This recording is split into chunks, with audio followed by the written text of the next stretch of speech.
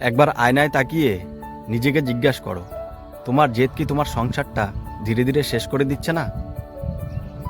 একবার থেমে সত্যিটা ভাবো, তোমার জেদ কি শুধু তর্ক জিতেছে, না ধীরে ধীরে পুরো সংসারটাই হারাচ্ছে?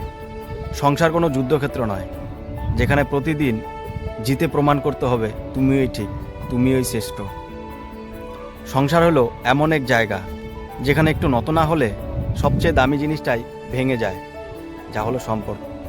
তোমার জেদ হয়তো তোমাকে আজ কথা জিতিয়ে দিচ্ছে, কিন্তু সেই জেদই প্রতিদিন একটু একটু করে ভালোবাসা, সম্মান আর বিশ্বাস খেয়ে ফেলছে।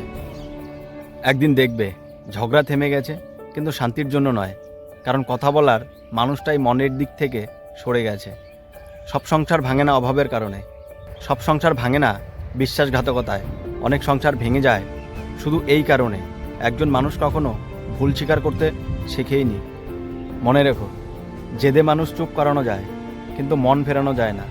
একবার মন ভেঙে গেলে তার শব্দ হয় না, কিন্তু সেই নীরবতা সারা জীবন তাড়া করে। আজ যদি তুমি একটু নরম হও, একটু শুনতে শেখো, একটু আমারও ভুল হতে পারে এটা বলতে পারো, তাহলে হয়তো একটা সংসার বেঁচে যাবে। কারণ শেষ পর্যন্ত জেদ কাউকে সুখী করে না, কিন্তু বোঝাপড়া একটা ভাঙা ঘরকেও আবার ঘর বানাতে পারে।